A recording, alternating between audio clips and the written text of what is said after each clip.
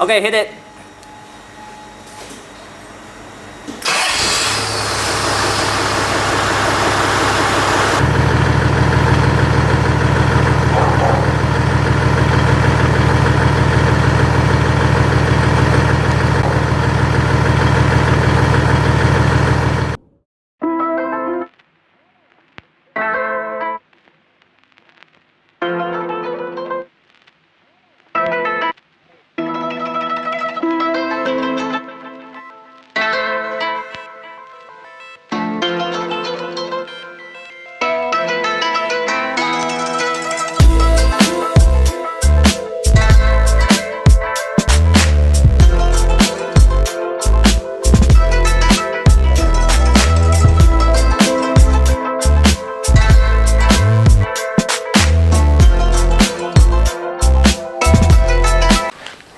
Also, I would like to thank the 3 individuals that lended me their cars. Technically, there were supposed to be 4, but scheduling issues were a boon.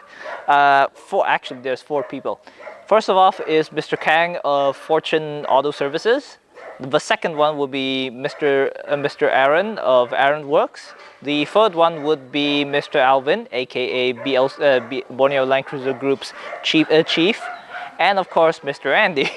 For lending me his 12 valve for filming, because all the other cars were 24 valves. Now obviously, what the heck is an 80 series? A brief history lesson before we go on to the development story of this car. So the 80 series is the successor to the 60 series. In America, you would call it an FJ60 or 62. We call them HJ61 or BJ60, or aka the wagon as we call it around here. Interesting story about why the 60 series is called a wagon. Now back in the mid 80s and late 80s, the 62, aka the high roof version, where you'd see a 60 series with like an extended pop top on the rear side. Now those had a little decal on the D-pillar, specifically here, that says wagon. Now that name stuck to every Sabahan's verbal dialect, that even a low roof 60 like an FJ60 or a BJ60 is also dubbed a wagon. So with this sort of dialect cross culture understood, that's why the 60 series, the wagon, is called a wagon. Now moving on to the 80.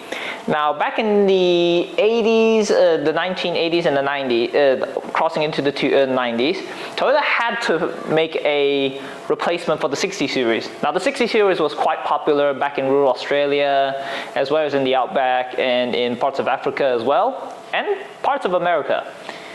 It was so starting to get slowly outdated / the competition catching up. I.e. the Nissan Patrol. To be specific, the Y60 Patrol, aka the GQ, you know, the brown headlight ones. The GQ Patrols captured so much sales away from the 60 series that they had to redesign a platform to make it more with the times, let's call it, because the GQ Patrol was one of the first Japanese four-wheel drives to introduce coil spring live axle suspension layout for front and rear. Whereas the 60 series, if you recall, run a leaf-sprung front and rear ends. Yes, they were quite comfy for leisurely drives, but when it came to long-distance driving, because of the leaf spring geometry and how they react to bumps, they weren't exactly the most comfortable option. So when Australian buyers flocked to buy the GQ Patrol, the Toyota boffins had to figure out a way to wrestle back some of the sales back into the Land Cruiser platform. So what they did was, back in the 1980s, mid 80s to late 80s, they set a pretty substantial goal to how do you improve upon the 60 series, which is pretty challenging in itself, considering back then everyone's car was running a leaf-sprung front and rear end. So what they did was they took a pretty long vacation over to Germany, because the new target for the 80 was not just to be a good off-roader, it had to be a very good on-road car, where it could handle Autobahn traffic. Though I must stress one point, the story I'm about to tell you about the development story of the 80 series is going to be subjected to a giant parody, because the story of the 80 series' development story was originally available on Toyota Araco's website at least back in 2009, 2008, where I found the story on a dedicated 80 series website. So keep in mind, this will be said as a parody, but the stories it tells and the names involved are quite possibly quite real, yet they're fake, obviously, because if I were to say they were real, I would have a long time trying to explain the entire story and source as well. Because the article which mentions that Araco had this story on their website has currently been removed. I've tried using Wayback Machine to try and find the original article, but the article has seemed to disappear like a Thanos snap like that, gone from the ashes. But the internet doesn't forget. So what I found on that particular website is one hell of a cool story I have to share with you, even if it is a little bit a fake or a parody or a real life remake. All right, so the story of the 80 goes like this. Back in the mid to late 80s, the 60 series was still quite a popular seller back in bits of Australia, bits of Dubai, and parts of America, as well as parts of Asia as well. The 60 series was slowly being outgunned by the GQ Patrol. Yes, the 1980s Nissan Y60 Patrol. So what Toyota, because the GQ Patrol featured coil-sprung front and rear, as well as a 5-link setup. Now, Toyota had to update the car as soon as possible, because this was during the mid to late 80s when the GQ Patrol was launched, that the GQ was actually taking quite a bit of sales away from the 60 series, so that the market share between 4x4s at the time, the GQ stood up top, whereas the 60 series was a distant second. Now, all car companies want to be number one, so Toyota greenlit the next replacement for the 60 series, aka the 80, back in the mid to late 80s. So what they did was, they set a new, even higher goal. If the 60 series was to be a comfortable, what you call equivalent to a 40 series, basically an agricultural utilitarian vehicle, but with creature comforts, they wanted the 80 to be leaps and bounds better than the 60, and crucially, better than the GQ. Now, Toyota, back in the mid to late 80s, assigned a few engineers in Europe, and the goal was this. The car had to be able to maintain highway speed on the German Autobahn, not on Japanese highways or US highways, any of that. It had to maintain German Autobahn speeds. Now, if you don't know how quick an Autobahn is, the average cruising speed is the minimum is about 60 to 70, and it could go up to unlimited in certain parts of the de-restricted Autobahn zones. That's how quick it was. Now, the goal set was pretty high. I mean, it is not Ferdinand Piëch levels of insane, but might I add, this is in a 4-wheel drive, not in a luxury sedan or in a sports car, where the goals and the priorities are completely different. So what they did was, Koichiro Kuninaga, who is the president of Toyota France back in the 80s and the 90s, were tasked with doing testing as well as a few other things. Now, Kuninaga is not just the person behind developing the car. He was the president of the time, so he had to oversee the engineers and the unsung heroes who engineered the chassis as well as the body for the 80. Now, let me tell you a pretty funny story, a pretty amazing story. Now, back when this car's chassis development was pretty much greenlit, when they were finished, Kuninaga and a few Toyota execs, as well as one of the chassis engineers, went out onto the Autobahn. Now, the car they went out in is not the 80, obviously, because this was during the late 80s. That they did want the public to know that the next generation Land Cruiser looked like this.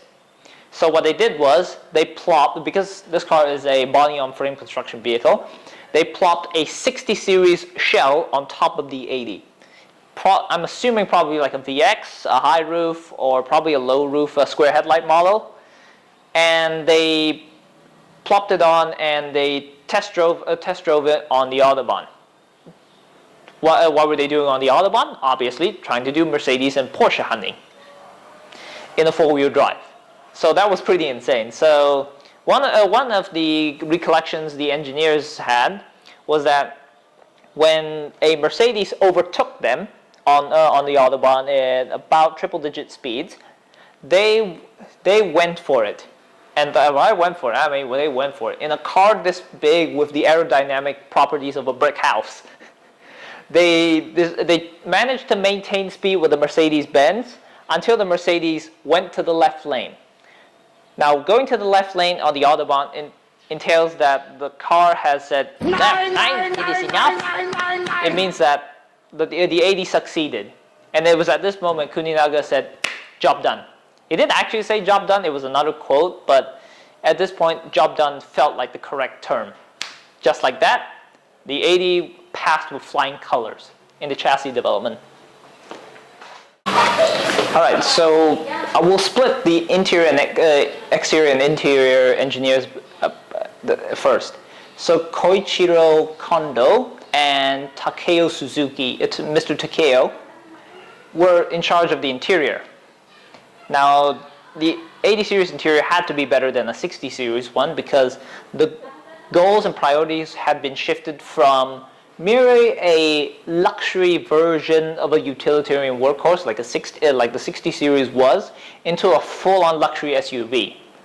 It moved the goalpost from here all the way up here during the 80s. Now the exterior was featured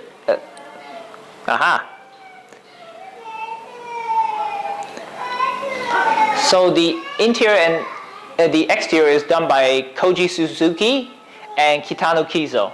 Now those two probably had the toughest job because designing the exterior of a Land Cruiser to be one, unpretentious, and two, classless, as in ambiguity to the social status, was quite a challenge because they couldn't design it to be something like a Range Rover because a Range Rover is, well, the image says Chelsea tractor.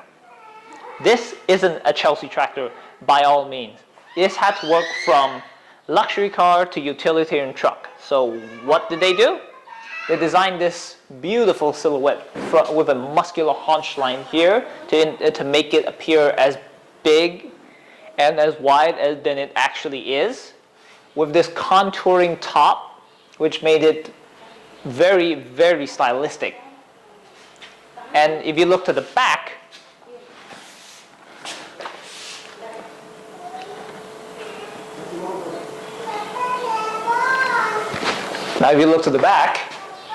you will see this slope.